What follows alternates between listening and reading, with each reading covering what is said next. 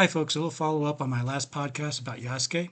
Okay, so what sometimes happens is that people that know things will kind of add in little details that maybe somebody else didn't go into. And then, as often happens, somebody with an agenda that really doesn't know the subject will just try to run with it. So here's the situation. Okay, so Yasuke was a retainer to Oda Nobunaga. Uh, Does this mean he was a samurai warrior? No. Okay. He did, retainer basically means you're on the payroll. Uh, yeah. So what is known and what is not known? Again, Oda Nobunaga had Yasuke on the payroll.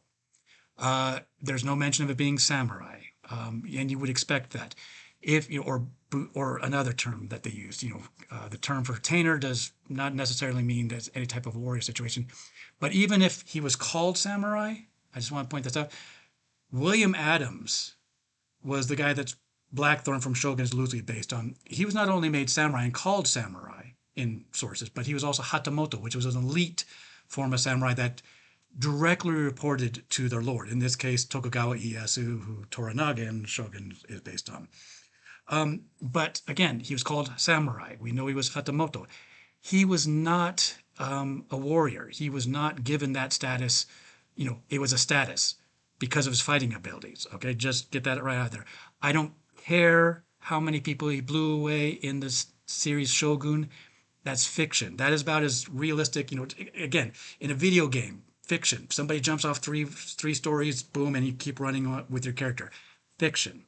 So William Adams was not a warrior, but he was samurai. He was Hatamoto. The whole thing is kind of like Sir Elton John. I mean, he was knighted. He is a knight. Doesn't mean that he ever served in the military or any military capacity, much less joust at a tournament. Okay, so you could be samurai and not be a warrior. Gotcha. So yeah, it's kind of a status thing, you know, separating you from the commoners. And again, if you think of samurai equal warrior, okay, what is the evidence of Yasuke being a warrior? Okay, what according to the historical records and what we've seen.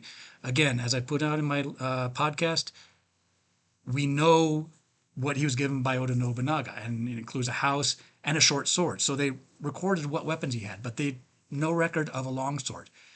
No longsword katana.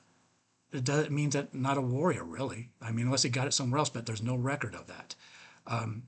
Even the lowest ranked warrior on the battlefield had a long sword, had a katana. They didn't go out there with short swords. Again, 1581 is when Yasuke met Oda Nobunaga. By that time, he was not a warrior. People try to make a lot about the fact there's a sword page, but again, sword pages were not battlefield things. They were typically given to like 15 to 17-year-olds, somewhere in that range, youths, kids, you might say. So yeah, there's show me the evidence. Not that he was a sword page. I've yesterday somebody was saying that he was given a katana. I immediately asked, okay, where's the source for this? Okay, and unfortunately, there's a lot of sources out there on the internet saying this and that. So if you want to say that Yasuke was a samurai warrior, the evidence points against it. There is nothing that shows that he was a warrior, and everything that we know points against it. Again, you know, the thumbnail for my podcast you notice was Oda Nobunaga in one of his early battles, and you'll notice that he had a sword on his waist. You do not go into battle and give your sword to somebody else. Too much of a chance of getting separated. And there's no record at all of him serving in any military action. If there is something like this, please let me know. I'll look in Japanese sources.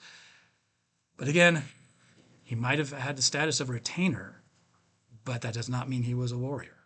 And if he was a warrior, we would expect him certain terms to be called, him to be called certain things like samurai. And that's it for today. Thanks.